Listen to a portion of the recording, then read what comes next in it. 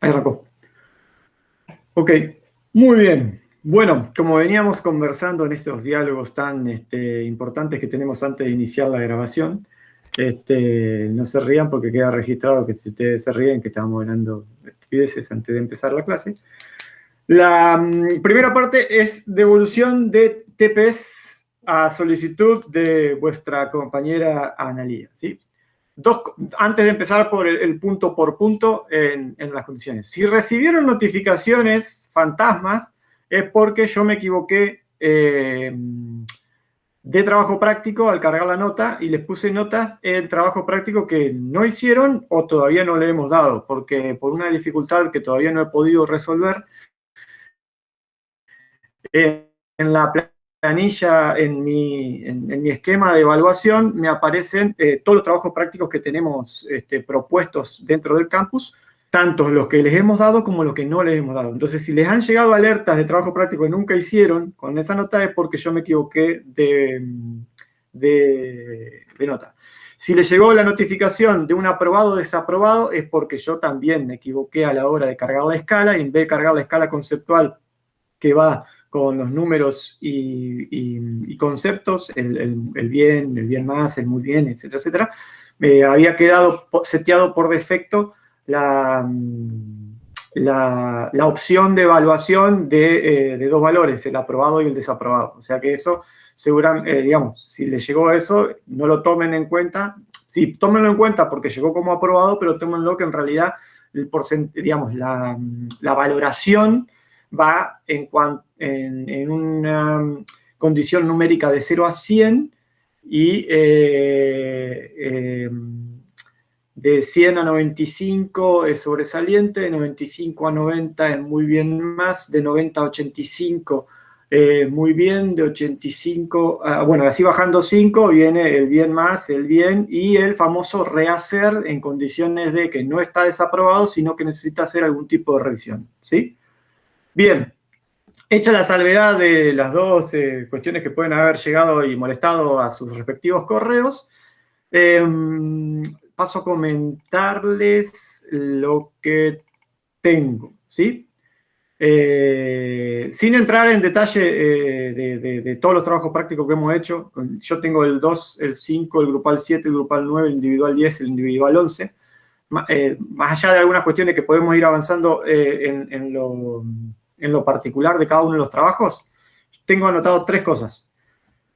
Primera, no nos molesta en lo más mínimo leer sus producciones. Ahora, traten de tener en claro en cuanto a adecuación de consignas, cuando, por ejemplo, si les pedimos un párrafo o un breve párrafo, o traten de no ser tratados de 7 páginas en las cuales lo tiene de todo menos breve, ¿sí?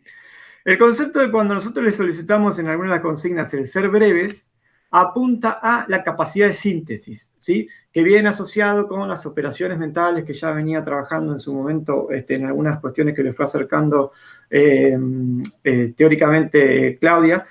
Digamos, la síntesis es, digamos, la posibilidad de lograr la integración posterior a la etapa de análisis, digamos, es una consecución de lo dialógico que Hegel postulaba en tesis, antítesis y síntesis, digamos, es la posibilidad de conseguir o adecuar un determinado concepto a una condición, digamos, de síntesis superadora a lo anterior, ¿sí? Por eso, los trabajos en sí están bien desarrollados, el concepto, digamos, de lo que quisieron escribir y lo que quisieron plantear está bien hecho. Ahora, muchas veces,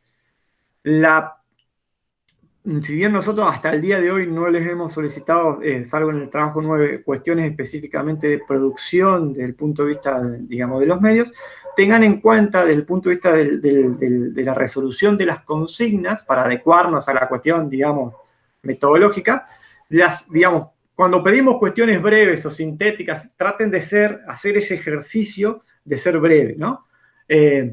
Está por demás decir que ser breve es lo más difícil del mundo, ¿no? Si no, fíjense en la cantidad de tiempo que di vuelta yo en relación a la presentación de esta resolución de consigna, con la idea de ser breve y específico en cuanto a un concepto de devolución de trabajo práctico, ¿sí? Yo lo único que le tenías que decir es adécuense a la consigna cuando les pedimos que sean breves, y hubiera sido así. Ahora, estoy toda una vuelta eterna para tratar de ser diplomático, de no herir susceptibilidades, de no hacerles mal interpretar la construcción de esto como una resolución errónea de un trabajo práctico, etcétera, etcétera. O sea, la cuestión es, tratemos de, básicamente, adecuarnos a consigna, ¿sí? Punto 2, manejo de terminología, ¿sí?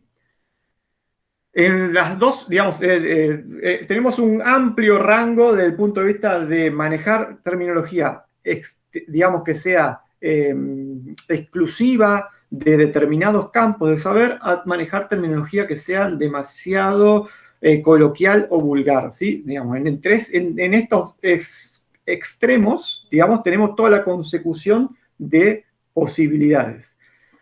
El manejo de terminología muchas veces, ustedes lo rescataban, pero pensando en otro tipo de situaciones, que tiene que ver con lo que vendría a ser la especificidad del ámbito de lo alimentario y nutricional. Muchas veces ustedes solamente conversan con ustedes, digamos, o con gente que trabaja en la facultad o con docentes, digamos, trabajan estos temas en un ámbito cerrado. Entonces se reproducen determinado tipo de práctica, fundamentalmente en la comunicación, que es la reproducción de un sistema me estoy yendo a la lingüística, de un código demasiado específico que cuesta decodificar por el resto de los posibles receptores de esta comunicación o interlocutores de este proceso comunicativo, ¿sí? Así que en el manejo de terminología tienen que tener cuidado en no ser demasiado específicos con la cuestión el más común de los conceptos es la simplificación en siglas o abreviaciones o cuestiones que entran por ese lado, digamos, del manejo de la comunicación. Y por el otro lado, el exceso de vulgaridad, no en el hecho de vulgar de lo malo, sino en el concepto de un lenguaje coloquial que no se adecue a lo que vendría a ser la resolución de un trabajo práctico de una materia de cuarto año de la facultad, ¿sí? Entonces, en esa cuestión, para ir resumiendo, el primero de los conceptos es tratar de adecuarse a las consignas, el segundo de los conceptos a tener en cuenta es tratar de manejar una terminología o un código lingüístico adecuado a la instancia comunicativa que se está desarrollando, ¿sí? Tercero y último, la cuestión de los grupos. Si bien nosotros hemos permitido que ustedes se adecúen en los grupos que generalmente están acostumbrados a trabajar o se pudieron relacionar en lo que va, y otras veces los intentamos cambiar, la situación de los grupos apunta a que creo, esto después se los voy a hacer en una devolución individual en el trabajo 7, creo que era, después me fijo bien. Hay veces que se destaca o se reconoce la voz dominante en determinados aspectos, ¿sí? En relación a cómo se redacta un determinado espacio, ¿sí? Y por lo tanto también se logra identificar en ciertas resoluciones de trabajo práctico que ustedes se dividen el trabajo en 3 partes diferentes y las 3 partes diferentes resuelven parte del trabajo y después lo juntan en uno, ¿sí? Esa situación, como economía, digamos, del trabajo, como economía comunicativa, está bien desarrollado. Ténganlo presente, tener cuidado para producciones más amplias, como lo que va a ser, si les voy adelantando o sea, quemando la idea, lo que nosotros le vamos a dar para el intermedio, lo que es el trabajo integrador del primer cuatrimestre, a modo de puente entre lo que va a ser primer cuatrimestre y segundo cuatrimestre, nosotros le vamos a proponer realizar un trabajo. Ese trabajo va a ser un poco más extenso de lo que nosotros venimos desarrollando en los trabajos prácticos individuales o grupales de hasta ahora, ¿sí? Tengan presente en ese momento, a las instancias de redacción, manejar cuestiones que tienen que ver con la persona, ¿sí? si van a escribir en primera persona o en tercera persona o en una cuestión impersonal, ¿sí? La conjugación de los verbos, si van a escribir en presente o en potencial, digamos, a futuro o en pasado, ¿sí? Esas cuestiones tienen que tenerlas desde el punto de vista, más que nada, de la redacción, ¿sí? Entonces, conceptualmente, las tres cuestiones que quisiera, que si bien hemos hecho devolución de trabajo práctico, nunca ahondamos en la especificidad de esto, son, digamos, desde el punto de vista metodológico, adecuarse a la consigna, tratar de manejar, digamos, la terminología específica y tratar de adecuar las, digamos, son reglas gramaticales que a veces uno no se da cuenta porque en la vorágine de escribir y todo no se da cuenta si uno escribe, la manera que cada uno escribe o conjuga los verbos cuando arma cada uno de los párrafos. Pero digamos, para tener esa secuencia. Posteriormente se van a complicar aún más la vida cuando empiecen con el tema del TFI, la redacción y todo ese tipo de cosas que la van a hacer. Y la benemérita, Caro Clerici les puede dar una enorme mano en función de lo que tiene que ser la redacción científica en ese ámbito, pero pensándolo desde el punto de vista de lo práctico y cotidiano de lo que son resoluciones de pequeños trabajos prácticos como los que planteamos nosotros. ¿Sí? En lo general, los trabajos prácticos están bien, todos están aprobados. Hay cuestiones que tienen que ver con, llamémosle, profundidad del desarrollo conceptual, que no es que uno los está, no es, digamos, estoy hablando en la generalidad para no empezar en la casuística de cada uno de los casos porque queda mal hablar, pero muchas veces se vuelven un tanto amarretes en la construcción, digamos, del concepto a desarrollar, ¿sí? Y entonces no es el hecho de escribir exactamente lo que dice el texto, lo que uno les propone que ustedes hagan, sino que también muchas veces uno les propone que ustedes traten de hacer un pasito más en ese análisis para tratar de ver, no interpretándolo como un juicio de valor, pero viendo qué es lo que se quiere decir detrás de ese texto o esa consigna, ¿sí? Así que bien, las calificaciones están alrededor de la mínima que puse fue un 75, que va con devolución. Y sí, sí, Laura. Quería agregar, ya que estás hablando de este tema, Ajá. referido a la consigna, antes que empieces con los trabajos puntuales, que yo no alcancé a corregir puntualmente los de esta semana, porque bueno, también tenía que preparar la clase para hoy, era mucho, pero sí los pude ver de manera general. Y como ustedes saben, el trabajo práctico de esta semana tenía un 90% de guía de lectura, y a nosotros, ¿qué nos referimos cuando hablamos de guía de lectura? Cuando un trabajo práctico se denomina guía de lectura, lo que se pide es que o sea, lo que se pretende desde la docencia es que se lea el texto que le estamos dando y se responda alguna consigna como para garantizar la lectura y ya ir dándole algún tipo de comprensión al texto. Lo que vi de manera general, después los voy a corregir más puntualmente, había creo que solo 2 preguntitas de producción que se salían de lo que es una guía de lectura, creo que era una que tenían que relacionar con el video de Klicksberg y otra proponer una estrategia, pero después había varias que, como dice Diego, la consigna decía describa brevemente. Pues vi de manera general que los trabajos quedaron súper extensos justamente porque no estuvo hecho el trabajo de la síntesis, ¿sí? Describa brevemente las características, los puntos, las cuestiones. Era, bueno, leer todo lo que es el texto y sacar la idea principal y eso se describía. Digo, lo sumo ahora porque es lo que Diego acaba de exponer en referencia a ajustarse a la consigna, ¿sí? Después tendrán la devolución correspondiente del trabajo práctico de la semana 12. O sea, para tratar de cerrar esto en lo que vendría a ser no un consejo, sino una recomendación metodológica. Tal vez en el caso, tal vez no, seguramente esto es algo que nos está pasando a muchos.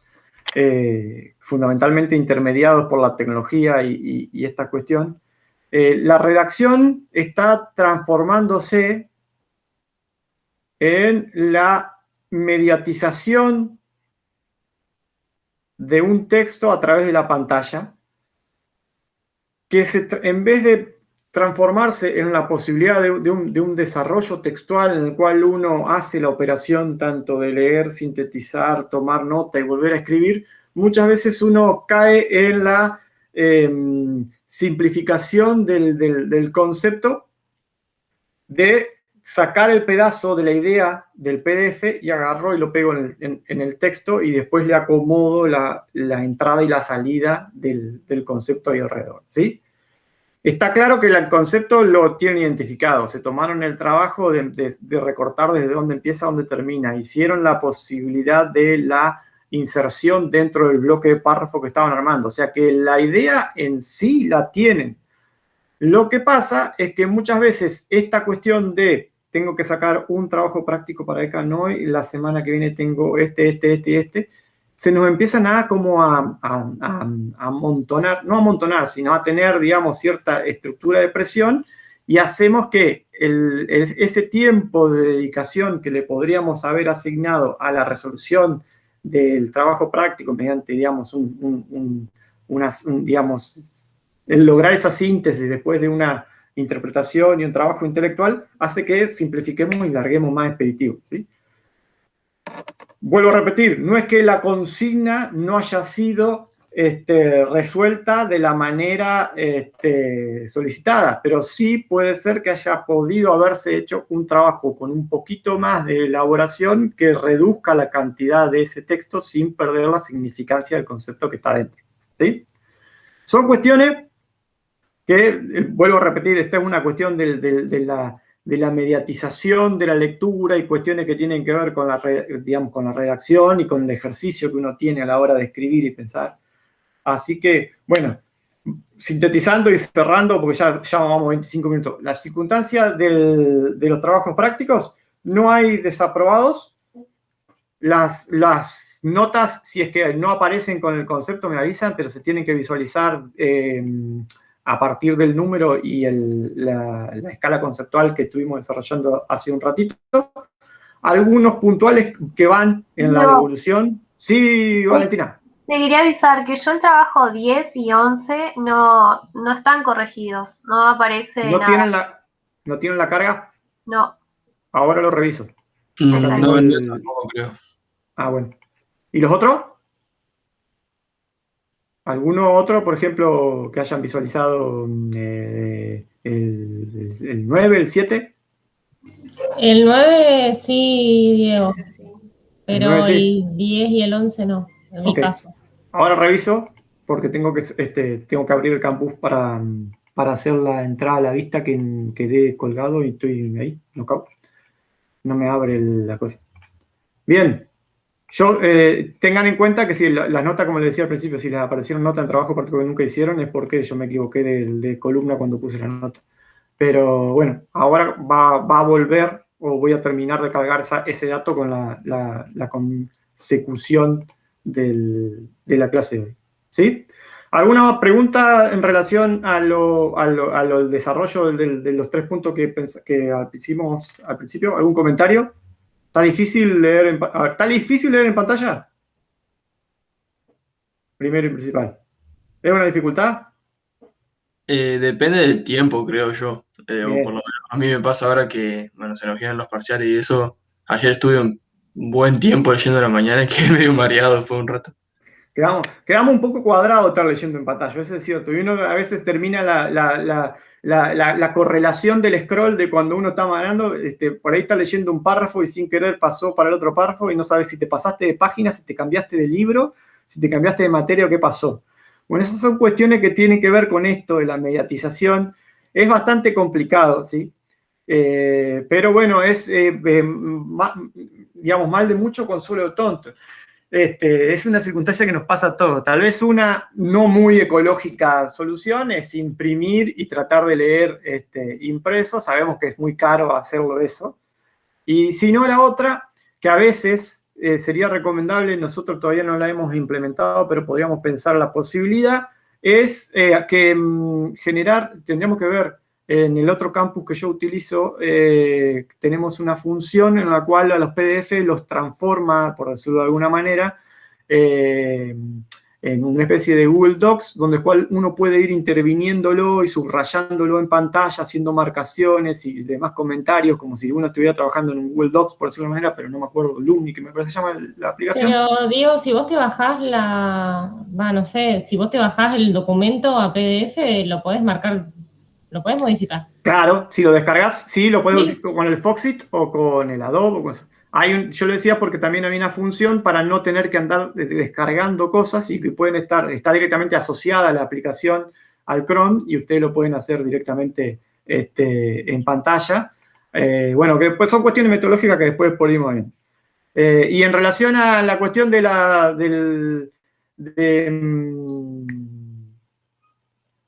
los trabajos en grupo, ¿sí?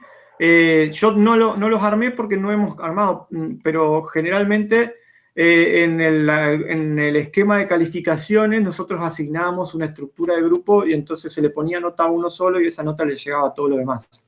Eso todavía no lo tenemos, entonces por eso es que están las repeticiones en esa valoración. Pero bueno, esas son cuestiones que ya van a ir a ver cuando tengan el recuento del general.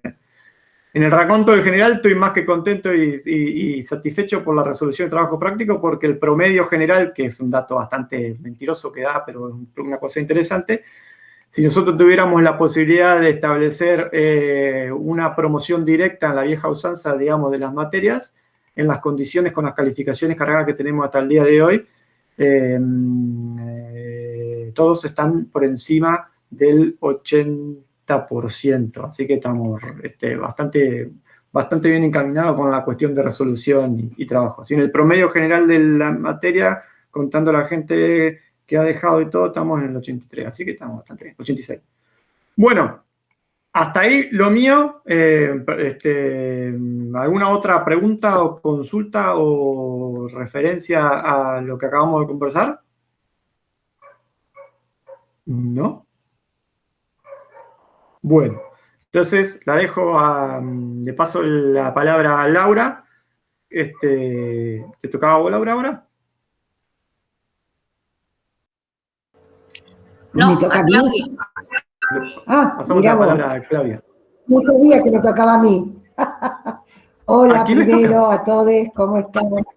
Perdón por entrar un poquito tarde, pero tuve que solucionar otra cuestión de trabajo y se me demoró. Pero como la primera parte la tomaba Diego, me quedé tranquila. Bueno, vamos a encarar el último trabajo práctico, que era el de Ortiz Hernández, el texto de Ortiz Hernández. ¿Qué tal estuvo la lectura de ese texto? ¿Cómo les resultó?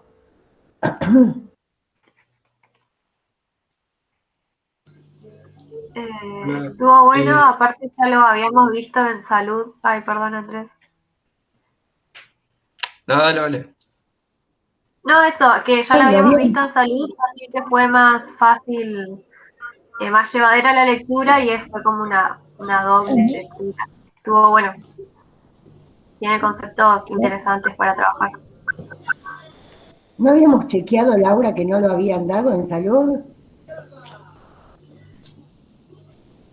¿A quién saludamos? Sí, lo habían dado, pero no lo habían trabajado. Esa es la respuesta que tuvimos. No habían hecho trabajo práctico ni lo habían dejado como material de lectura.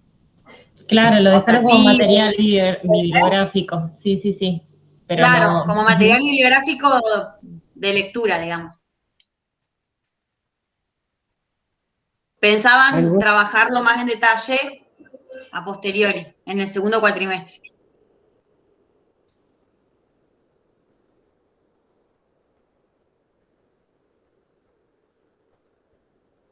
Sí, el año pasado comentario más? también.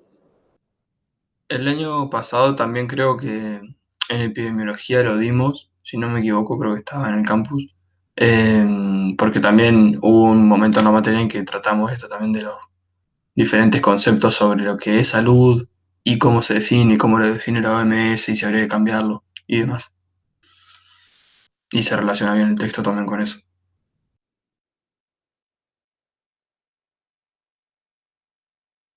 Bueno, entonces vamos a pasar a que comenten el punto 7, que es la focalización que en esta materia específicamente le damos, que tiene que ver con lo que ustedes tenían que proponer como una...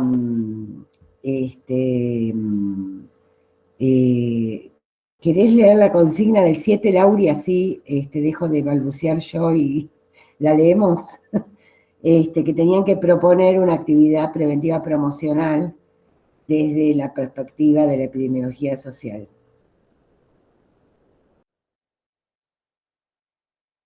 Ahí voy. Piense en alguna estrategia de promoción y prevención de la salud vinculada a lo alimentario y nutricional desde el paradigma de la epidemiología social.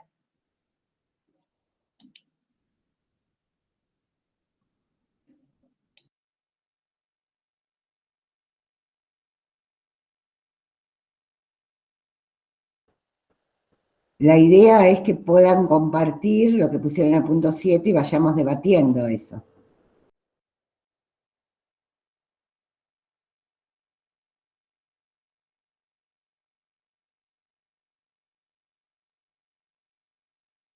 Bien, bueno, yo leo lo que puse, que fue la promoción de la lactancia materna en barrios vulnerables de la ciudad de Gualeguaychú, ya que se ha demostrado que el efecto protector para la obesidad, que tiene un efecto protector para la obesidad futura, y su duración también se asocia inversamente al riesgo de obesidad.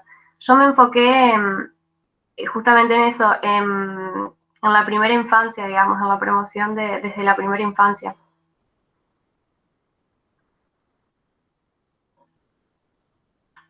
¿Y por qué te parecía, Valentina, que tomaba el modelo de la epidemiología social, esa situación que vos habías elegido?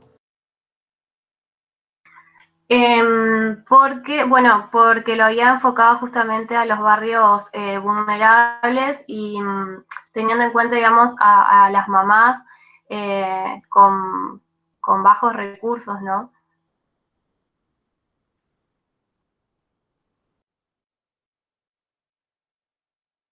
¿Algún aspecto más que pudieras relacionar con los modelos de salud?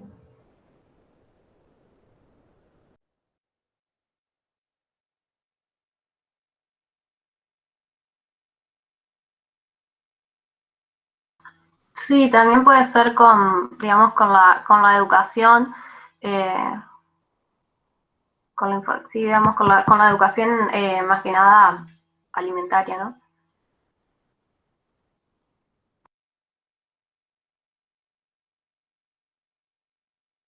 ¿En qué sentido? A ver, explica un poquito más eso que estás diciendo. Sí, con esto de empezar a generar estos hábitos alimentarios y bueno, como también decía el texto, que a veces que las personas por ignorancia no adoptan ciertos estilos de vida, pero también se tiene en cuenta, mejor dicho, hay que tener en cuenta los recursos de las personas, que no es porque no quieren adoptarlos, sino porque no pueden.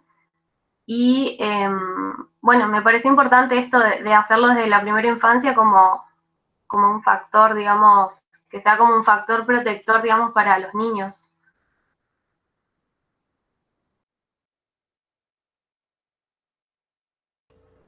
Pero en realidad, ¿cuáles serían tus destinatarios, Valentina, de esa propuesta que vos estás haciendo?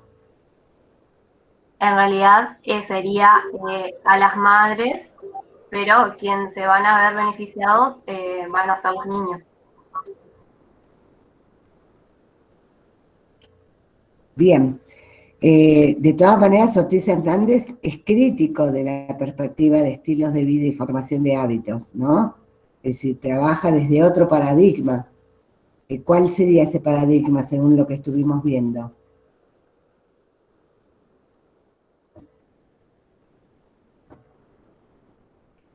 con respecto a los modelos de salud? Desde el paradigma, digamos, ay, no me sale la palabra, pero bueno, multifactorial.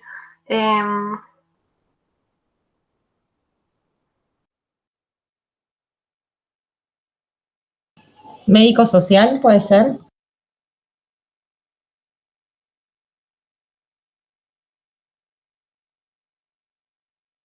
Está el micrófono apagado. Ya me di cuenta. Sí, el de la medicina social o salud colectiva, ¿sí? Entonces habría que ver cómo uno pule alguna de esas cosas en esa propuesta. Bien, ¿quién otro quiere contar lo que planteó, por favor? Buenas. Yo en el punto 7, lo digo así con mis palabras porque como me acuerdo, pensé también como en publicidades que vendrían a ser audiovisuales, pensando más que nada en, en el público que mira tele, por ejemplo, porque casi todos miran tele, los que tienen posibilidad de tener, hablando del público refiriéndose a la edad, tipo los adultos mayores, los adultos o los adolescentes, muchos miran tele. Y nada, similar a lo que hicimos también en uno de los trabajos prácticos anteriores, porque me acordaba sobre todo del video que hizo el grupo de Belén, que era cortito y que es del tipo de video que por más que no sepas mucho del tema, te lo quedas a ver igual y quizás te llama la atención porque sabes que dura poco. Y veo, digamos que, por ejemplo, también que lo he mencionado en otras clases que medicamentos o eso con respecto a la salud y la nutrición, hay un montón de publicidades, entonces estaría bueno que quizá por parte del Estado o del Ministerio de Salud, no sé, a quien le corresponda, hagan una publicidad cortita o en los canales que por ahí son vistos por mucha gente, que es algo que también se puede difundir por las redes sociales en Internet. Nada, para llegar el mensaje a mucha gente sobre hábitos de salud y nutrición, la importancia de, por ejemplo, no tomar alcohol, y demás.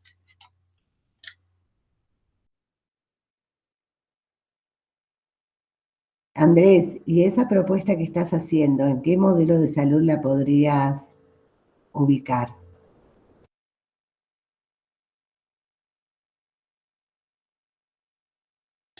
Y yo lo pensé también desde el punto de vista de salud colectiva, porque sería algo que puedan entender, digamos, en un lenguaje coloquial, personas de todas las edades, digamos.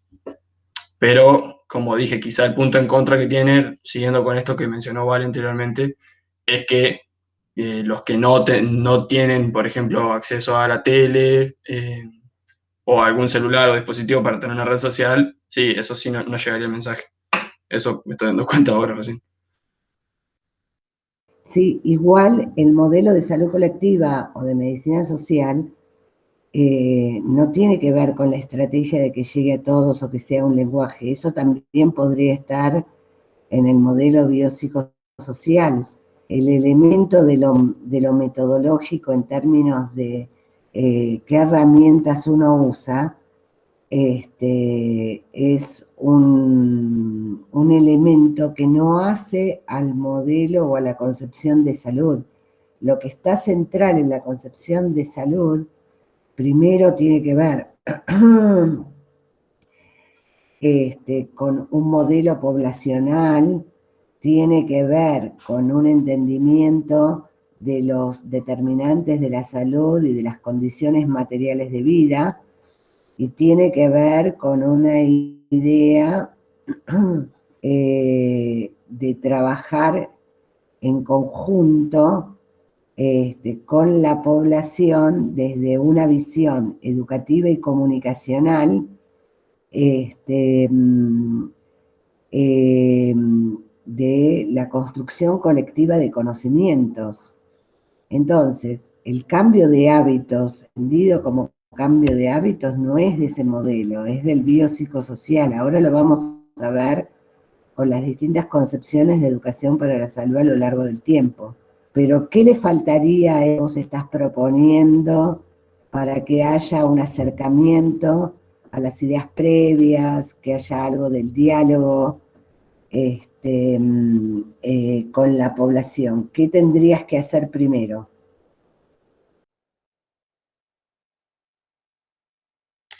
¿Cómo no? Perdón, no entendí. Para que pudiera haber un acercamiento a cuáles son las ideas que en la vida cotidiana, la temática de tu video, ¿cuál era? ¿El alcohol? La no toma de alcohol, por lo que dijiste recién. No, como mencionar, entre otras cosas, del alcohol, yo hablaba de, por ejemplo, del consumo de ultraprocesados, de los beneficios de consumir frutas y verduras, de ese tipo. Ahora, para que esa pieza comunicacional tomara algo del modelo de la medicina social o de la salud colectiva, ¿qué tendrías que hacer previamente con la población objetivo? Para que haya un intercambio de saberes, como plantea el modelo de salud colectiva, también en lo comunicacional.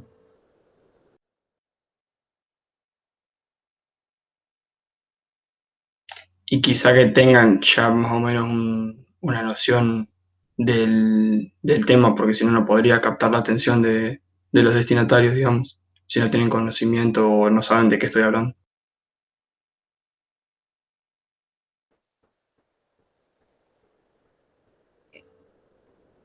¿Y cómo sabrías vos qué saben del tema?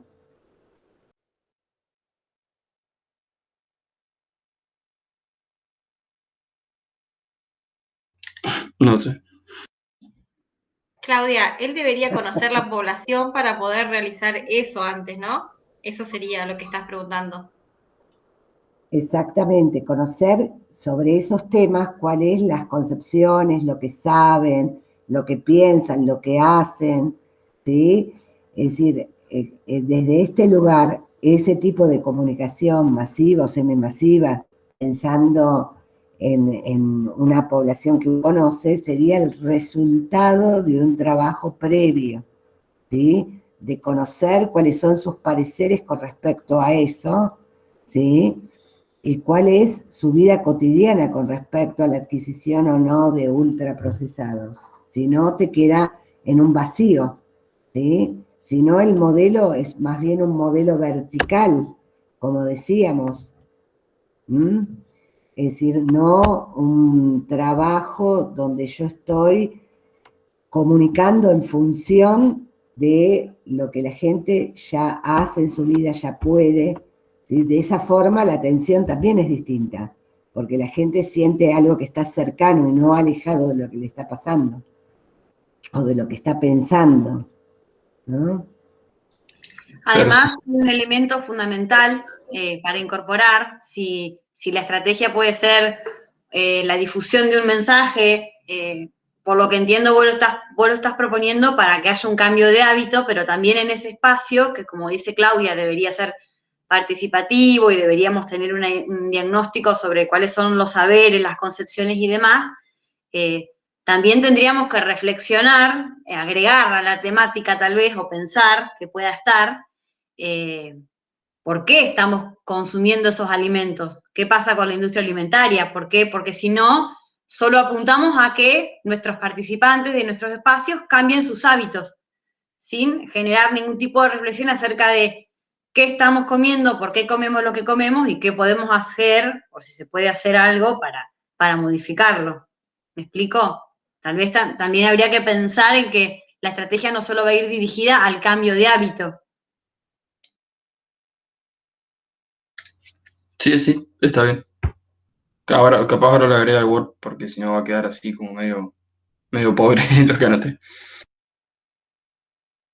Bueno, a ver, esta vuelta no la estamos haciendo para marcar la falta de lo que está medio podrido, dado vuelta. Lo estamos haciendo porque sabemos que es pensar en un paradigma distinto al que estamos acostumbrados y justamente queríamos ver cuánto habían podido limpiar ustedes del texto de Ortiz Hernández con lo que habíamos trabajado. Es decir, claramente hay dificultades para cambiar. A ustedes les vienen diciendo, desde que entraron a la carrera que el trabajo de educación y comunicación es el cambio de hábitos y que la gente tenga un estilo saludable y que la gente come más frutas y verduras, y nosotros los estamos provocando en que piensen de un modelo diferente. Entonces, esto no es tan fácil y lo sabemos, porque nos enfrentamos todos los años con los grupos de estudiantes con ese proceso. Entonces, este es un momento no para que sientan que hicieron mal, sino para que pensemos cómo lo podemos pensar de una forma diferente. ¿Se entiende? En eso andamos.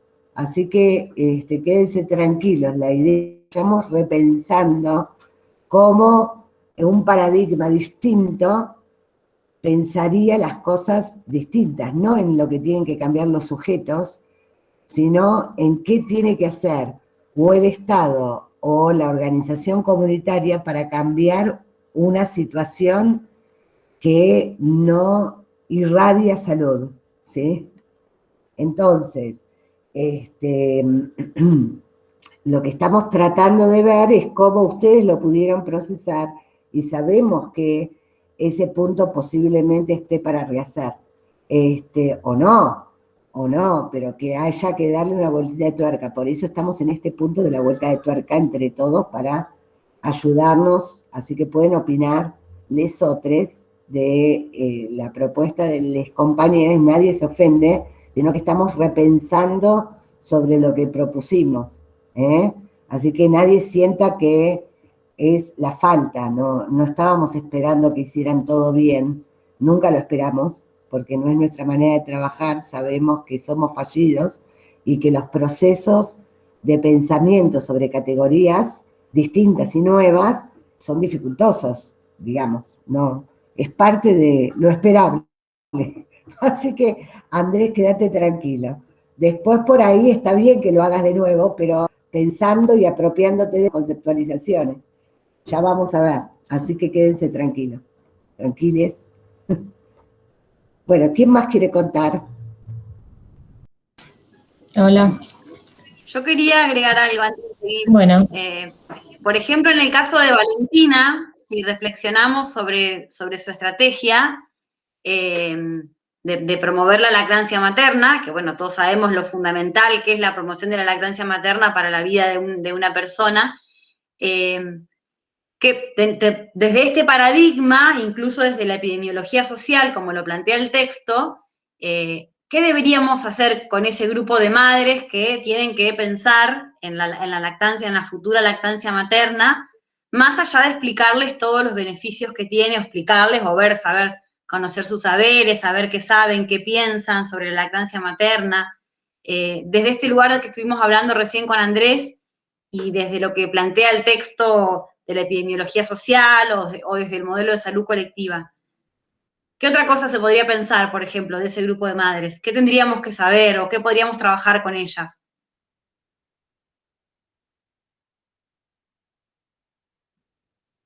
Y hablar también sobre alimentación. Por ejemplo, ¿todas podrán dar de amamantar en el trabajo?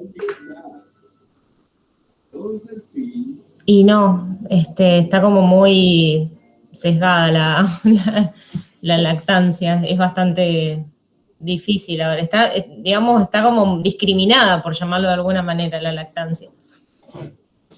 Y eso... En ese grupo de mujeres destinatarias del grupo de Valentina no sabemos. Una de las cosas que nosotros podríamos pensar es uno de los aspectos, más allá de hablar de los beneficios, es decir, bueno, a ver, efectivamente, ¿lo puedo llevar a la práctica? ¿Cómo es mi vida cotidiana?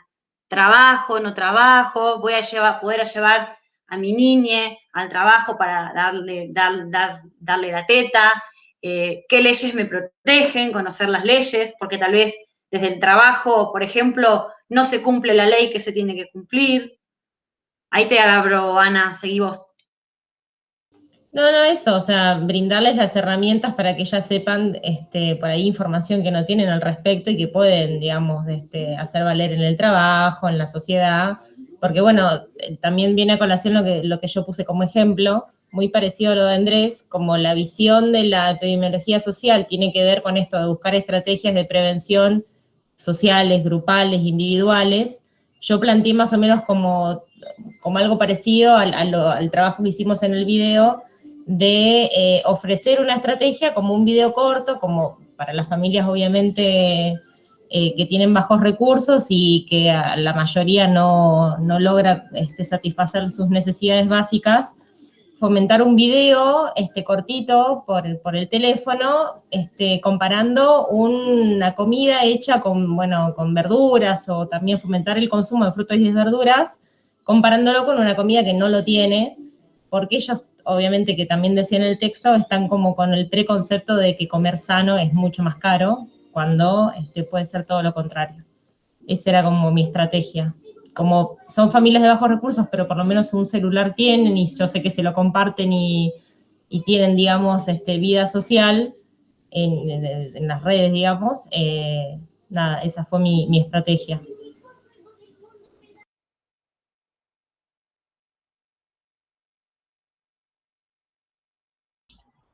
Y yo, por ejemplo, con lo que dijo Analía, mi estrategia es algo más o menos parecido a eso, y le agregué de que sería bueno hacerlas, ¿cómo se llama? Tipo talleres para hacer huertas y actividades barriales. Y las personas que no puedan asistir, esos talleres van a quedar grabados para que los puedan seguir viendo por las filmaciones que se hicieron en ese momento. Yo pensaba hacer talleres semanales donde a las personas se les den semillas, herramientas, guías de cultivo que posteriormente puedan utilizar para consumo propio o generar ingresos.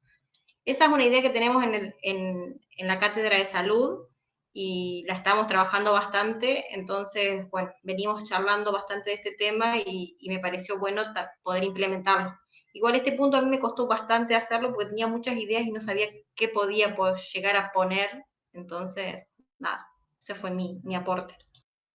Meli, y esa idea que vos finalmente seleccionaste entre muchas, ¿por qué la seleccionaste desde el paradigma de la epidemiología social o de la salud colectiva? Contanos por qué la pensaste. Porque en una parte, así como dijo Analía, decía de que las personas a veces piensan que los alimentos saludables son un poco más caros y capaz que si los producen ellos mismos, pueden llegar a tener el acceso a esos alimentos. Entonces, bueno, si capaz que ellos no lo quieren consumir, lo pueden llegar a vender y ahí tienen el poder adquisitivo o pueden llegar a tener algo como para poder comprar otros alimentos. Ejemplo, leche, carne. Bueno, pero fíjense qué interesante las diferencias. También Meli está pensando en el paradigma que el aumento de frutas y verduras es un paradigma más saludable en términos alimentarios, como todos nosotros, porque es lo que dice la evidencia científica. Pero Meli está proponiendo una actividad que apunta directamente a las condiciones de vida, es decir, apunta a la manera de producirlos y a la posibilidad de también encontrar un ingreso en familias que tienen bajos ingresos. Entonces, la manera de pensarlo, aunque el diagnóstico tiene que ver, diríamos, bajo nivel de consumo de frutas y verduras, ¿sí? Porque, hipótesis, la gente piensa, tiene la representación que es más caro, es decir, los abordajes tienen que ver con una cabeza que los piensa desde las condiciones de vida de la gente, ¿sí? Desde la realización del cambio en sus condiciones materiales. Digamos, por ahí, una mamá que vivió en un contexto que siempre se amamantó, no es tan importante enseñarle ni la técnica del amamantado ni la importancia, sino más bien las leches laborales que protegen para la lactancia, ¿sí? O poder conversar con estrategias de cómo organizarse para no perder la posibilidad de lactancia, o cómo, si tiene que salir a trabajar, poder dejar su leche para que el niño pueda consumir leche materna, y cómo adquirir esos elementos, o cómo poder buscar la compra de un sacaleche, cuáles son los mejores sacaleches, digamos, pensarlo más sobre sus condiciones de vida, sobre sus condiciones materiales de vida, que sobre el hecho de que tienen que saber cosas que a veces por ahí las saben. Es decir, una madre que vivió en un ambiente donde se amamantó, ya sabe que eso es bueno, no tiene cuestionamientos con eso. El problema peor es cómo se enfrenta al mundo del trabajo con la tensión del amamantamiento, ¿no? Entonces el foco está puesto, el problema está analizado desde otro lugar y también la solución o lo que uno propone como trabajo. ¿Alguien más quiere contar lo que propuso? Yo, por ejemplo, me enfoqué en hacer como recetarios, digamos, para los comedores escolares, de manera que tengan alimentos más saludables los chicos, porque me pareció que era un lugar donde primero hay aglomeración de chicos. Segundo, en el texto vi que decía que por ahí la mejora del estilo de vida o la prevención de la enfermedad no era como una decisión individual, sino que el entorno está implicado en eso. Y por ahí la escuela es el entorno donde los chicos más tiempo pasan en su etapa de crecimiento y desarrollo. Entonces es como que lo enfoqué ahí. Como prevención, Muy bien, digamos. Florencia. Sí, está bien. Perdón, pensé que habías terminado. Seguí. No, era eso, básicamente. Está muy bien, Flor, como la encaraste, porque justamente desde esto que vos decís, es decir, no centrar en la elección de las familias la alimentación, sino en lo que hay gobernabilidad para que esa prestación alimentaria sea mejor. ¿Sí? Después podemos pensar cómo se construyen esos recetarios, ¿no? Sí, por ahí Digamos decía, en el texto también decía que por ahí, por más de que la gente tenga la información, es como que hay otros parámetros de la vida que hacen que sea casi imposible que ellos puedan tomar una decisión respecto a eso, según el ambiente donde se encuentran, ¿no? Claro, por eso te hablaba de cómo se construyen los recetarios, porque, digamos, la prestación alimentaria de un comedor tiene que tener la disponibilidad de alimentos saludables, que en general esos alimentos los entrega el Estado, ¿sí? Y cómo construirlo con quienes cocinan, desde sus saberes, desde sus representaciones. Entonces, tal vez la construcción de esos recetarios tendría que ser también una actividad colectiva de construcción de conocimientos, ¿no? Pero está bien desde el modelo de la epidemiología social de lo que plantea Ortiz Hernández y de lo que trabajamos como modelo de la medicina social y la salud colectiva. Profe, yo lo abarqué también medio parecido a lo que dijo Flor, porque mi estrategia es que los chicos, por cuestiones pandémicas que no pudieron asistir a los comedores escolares, no queden fuera digamos, de que sin proveerle este tipo de alimentación, porque, bueno, sabemos que puede, con las medidas implementadas para que el virus no se contagie, tampoco los padres pudieron asistir a trabajar, entonces por ahí quedaron padres sin trabajo y niños que consumían el almuerzo en la escuela sin poder consumirlo. Entonces mi estrategia era que, bueno, que el gobierno, el Estado también pueda como velar por estos chicos, pero también de una manera saludable, ¿no? Porque hablo igual, o sea, repito lo que dijo Flor, no es una cuestión individual comer saludable. Y en este caso, tampoco individual refiriéndonos a las familias, ya que si no tienen acceso por estas cuestiones de la pandemia, también se complica, digamos. Entonces, que el Estado pueda proveer esta alimentación saludable para los niños, también fue enfocada en los niños.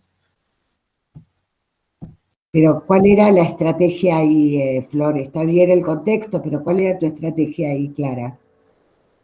Creo que, claro, me faltó como especificarlo un poco, pero sería como que el Estado se pueda encargar de cumplirlas. Yo, claro, tendría que haber aclarado cómo, de qué manera, pero la idea era esa, que el Estado se encargue. Muy bien. Digamos, en términos de concepción, desde dónde partiste está muy bien. El tema es que ahí falta cuál es la actividad, ¿no? O la propuesta o las actividades, ¿sí? Está bien en la concepción, desde dónde te estás parando, desde el derecho a la salud, desde la garantía del Estado, pero ahí falta la actividad, ¿sí? Es decir, bueno, este es el diagnóstico, ¿qué hago con esto? ¿Sí? Sí, sí.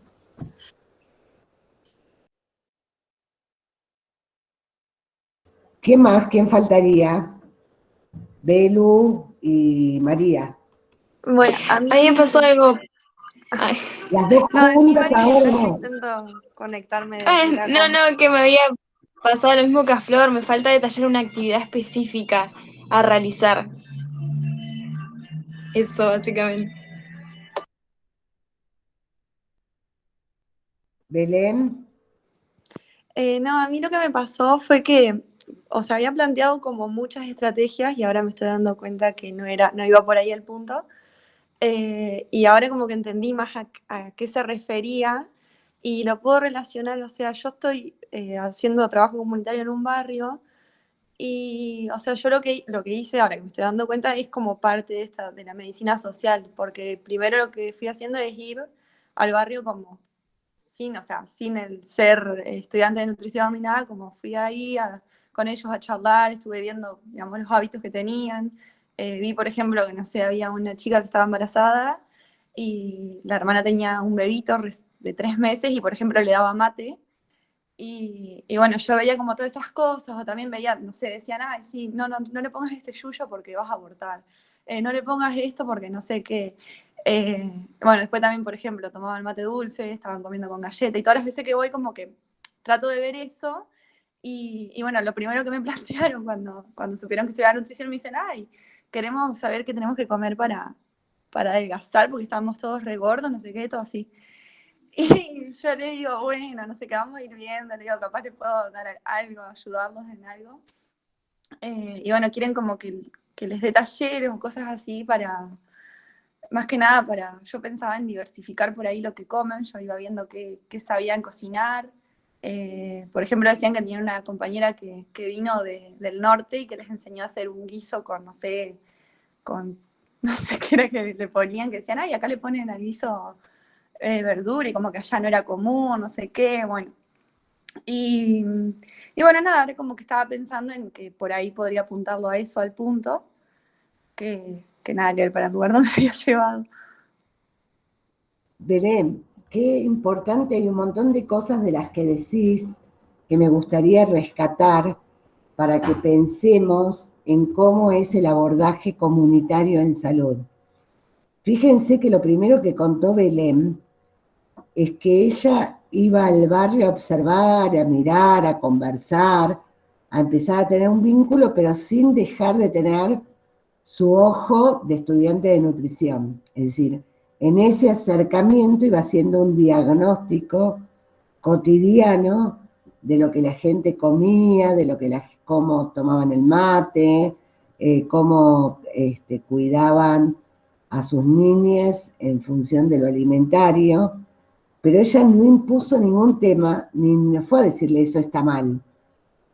Hasta que lo que ella recalca es que una vez que entró en un estado de confianza en ese trabajo, que la gente la empezó a conocer y se enteraron que sabía algo de nutrición, le preguntaron, estamos todos regordos y ¿qué podemos hacer? Contanos.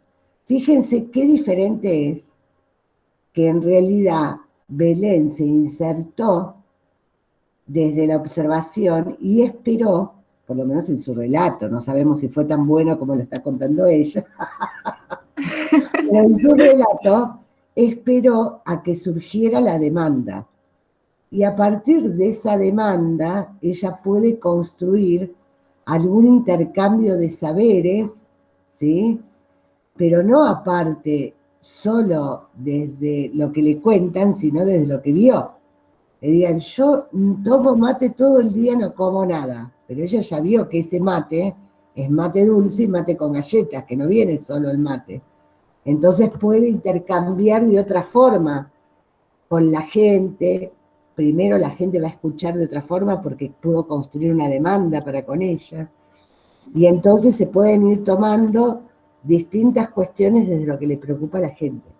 Ese es un modelo de cuando hablamos de construcción colectiva de conocimientos, es algo de lo que Belén está contando que está haciendo. Primero diagnosticar, conocer cómo es la vida cotidiana de esa gente, acercarse desde el alojar, desde lo humano, desde el encontrarse con el otro, y recién ahí empezar a ver cuáles son sus saberes, sus preocupaciones, a partir de una demanda, a partir de esa demanda poder construir algún espacio colectivo donde se puedan intercambiar saberes, donde ahí sí puede entrar el conocimiento científico de otra forma, porque hay demanda, porque hay preocupación, porque hay motivación, ¿sí? Entonces, se puede hacer una construcción colectiva donde unos con otros puedan ir intercambiando de la manera que ella contaba, que venía alguien de afuera y que decía eso no se hace, o lo trabajan de distintas formas, ¿sí? Ya vamos a ir profundizando en esta forma de trabajo, pero me gustaba rescatar que hay algo de lo que Belén está contando, de su manera de ingresar a ese barrio, de su manera de acercarse, ¿sí? Que tiene que ver con este modelo que es el alojar. Me estoy dando cuenta que hay algo que está faltando en lo que estuvimos trabajando y que vendría bien trabajarlo ahora. Ay, ¿ustedes serían capaces de esperarme 5 minutos que yo encuentre? Y te pido, Diego, que vos también lo busques a ver quién encuentra primero los maletines, lo de Meri. Viene como anillo al dedo para trabajarlo ahora. Eran unos 5 minutos que buscamos un material que no lo preparamos para hoy, pero que vendría muy bien para trabajar ahora.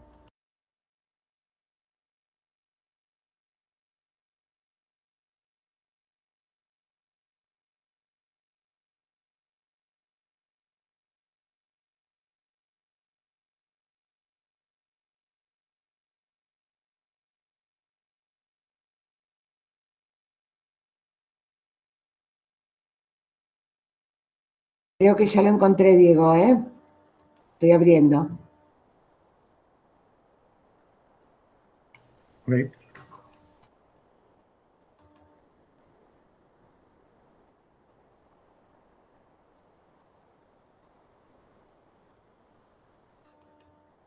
Mientras tanto les cuento que está abriendo.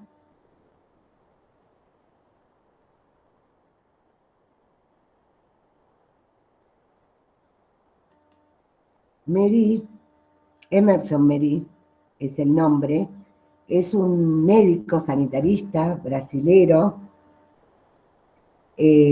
docente de la, bueno, ahora ya es emérito, profesor emérito, porque ya se jubiló, de la Universidad de Bahía, y también ha sido profesor invitado en la Universidad de Campiñas. Es uno de los precursores. Yo les contaba que la medicina social es la corriente en salud pública que piensa desde este lugar poblacional colectivo, y en lo que se ha dado a llamar la nueva salud pública, la línea de los brasileros, es lo que han conceptualizado este modelo de salud colectiva. Meri escribió muchos libros, es muy fértil en todos sus pensamientos, y escribió uno que se llama Cartografía del Trabajo Vivo, donde plantea este concepto que les voy a tratar de presentar ahora.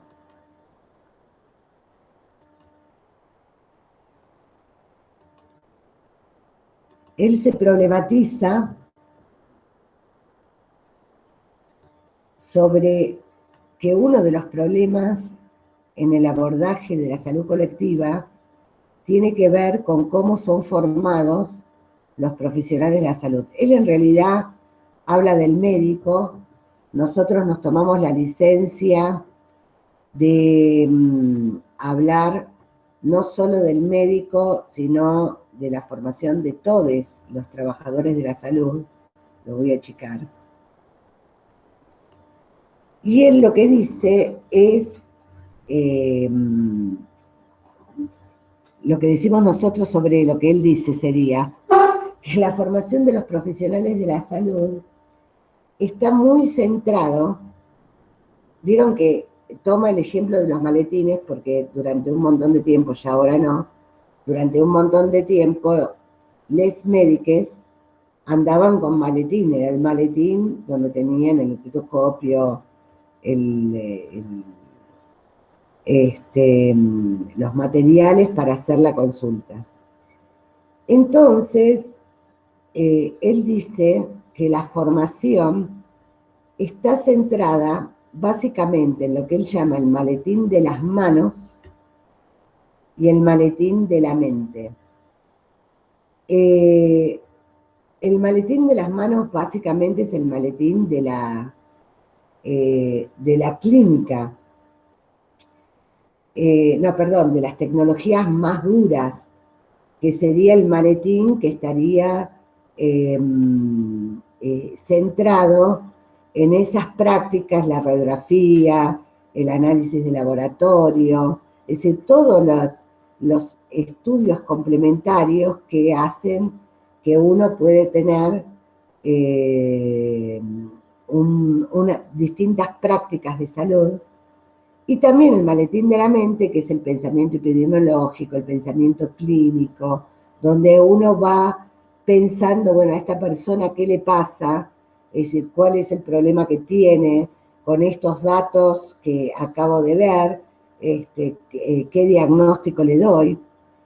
Pero dice que fundamentalmente en ese trabajador de la salud, él habla del médico, pero nosotros hablamos del trabajador de la salud, tiene que conectarse con una comunidad o con una persona.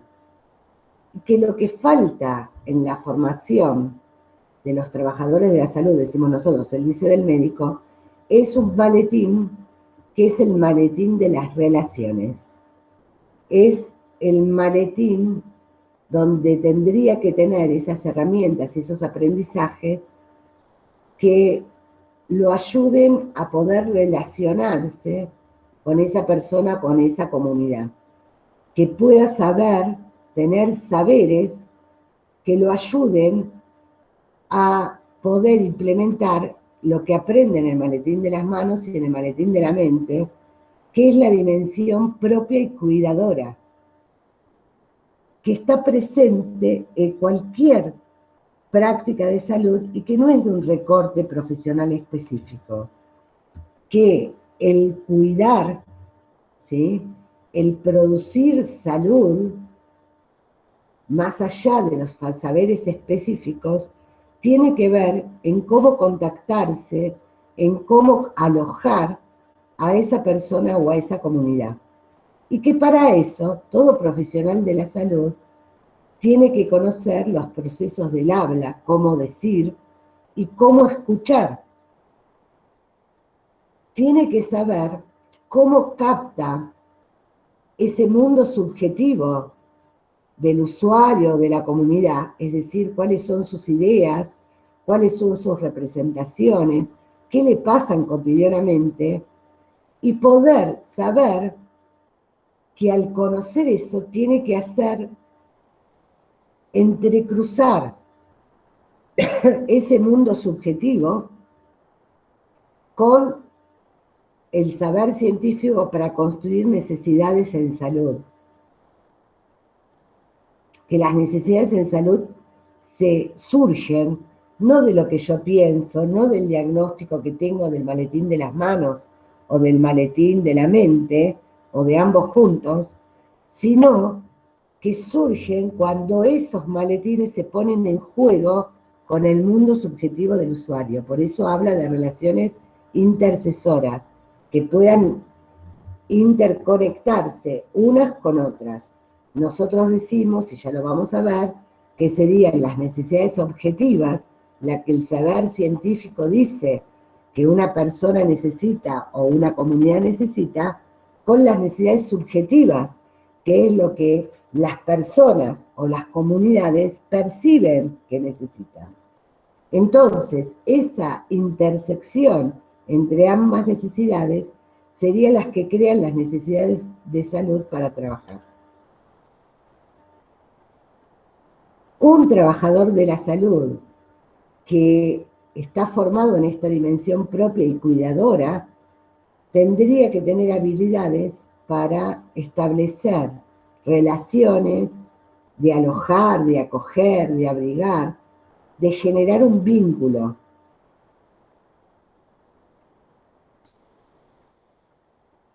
Y por el otro lado, tener un posicionamiento ético, que ese posicionamiento ético viene desde un lugar de la idea de hombre, de la idea de respeto entre personas con diferentes saberes, pero también un posicionamiento ético sobre la sociedad, donde la injusticia, la desigualdad, sea un problema ético, ¿sí?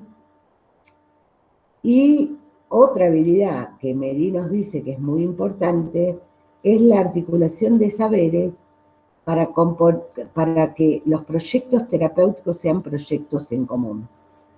Miren, este último punto en lo alimentario nutricional es súper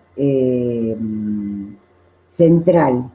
Fíjense la cantidad de veces que ustedes critican cuando algún profesional o algún profesional de la nutrición da una dieta prefijada que puede estar balanceada, puede ser una dieta nutritiva, pero no tiene nada que ver con lo que la persona cuenta que le gusta, con los horarios de la persona, con lo que hace. Digamos, alguien te está contando que tiene un trabajo súper estresante, que solamente está trabajando todo el tiempo frente a una computadora y que solamente tiene un recreo de 20 minutos a las 3 horas, y que vos le digas que tiene que cada 3 horas hacer una colación y no tiene posibilidades en su horario de trabajo de hacerlo, es, digamos, un consejo inútil, porque la persona no lo va a poder implementar en su proyecto terapéutico, no lo va a poder implementar en su vida cotidiana. Por lo tanto, no es un proyecto terapéutico válido. Y los proyectos terapéuticos son mucho más potentes cuando lo puedo construir con el propio destinatario, que es el que lo tiene que llevar a cabo, ¿sí? Es decir, qué es lo posible para él, qué es lo que él puede hacer, qué es lo que está en condiciones de hacer, desde su realidad subjetiva y desde su cotidianidad, ¿sí? Bueno, digo, cuento esto en este momento porque me parece que es muy importante reforzar que un modelo de salud colectiva atenta claramente hacia una visión de poder tradicional. Nosotros estamos con un paradigma, arrastrado del paradigma médico hegemónico, donde el saber está instalado solamente desde el sector salud. Y el paradigma de la salud colectiva y la medicina social no desconoce ese saber científico construido por la ciencia, sino que dice que en la vida cotidiana de las personas eso es relativo. Y lo traigo a lo que decía Belén. Es decir, cuando Belén ve que le dan mate al bebito de 3 meses, ¿qué era mate lo que le daban? Uno podría haberse horrorizado porque sabe lo que eso es, pero sabe también que en la vida cotidiana de esa gente es muy difícil venir con el saber, seguramente va a haber una reacción reactiva si yo me meto a decirle algo en un momento inconveniente. Tal vez es preferible esperar que se arme esa situación de confianza, y en el momento en que uno está hablando porque demandaron justamente cómo podemos adelgazar porque estamos todos regordos acá, poder decir los efectos que tiene el mate y por qué el mate no tiene que ser dado a niños pequeños, ¿no? Va a ser más efectivo, va a ser escuchado, ¿sí? Y va a ser significado por ese grupo destinatario. ¿Mm? A veces pensamos, ¿por qué si le decimos tantas veces lo que no tienen que hacer, siguen haciendo lo que quieren? Bueno, primero porque son adultos, y los adultos solemos tomar decisiones. Y segundo, porque la gente adulta no suele obedecer, no es una condición de los adultos obedecer, sino de los adultos es darse cuenta, modificar, y eso tiene que ser un movimiento subjetivo, no es porque alguien me lo dice que yo lo voy a hacer, ¿no? Entonces eso cambia también el paradigma en términos de resultados. Si no estoy convencida por lo ideológico, por el contexto de desigualdad, por cómo afectan las condiciones materiales de vida, tal vez tendría que estar convencido por los resultados que puede dar mi trabajo en términos de ser efectivos, que efectivamente haya algo que al otro lo conmueva subjetivamente para hacer algún cambio. Bien. ¿Comentarios? ¿Dudas?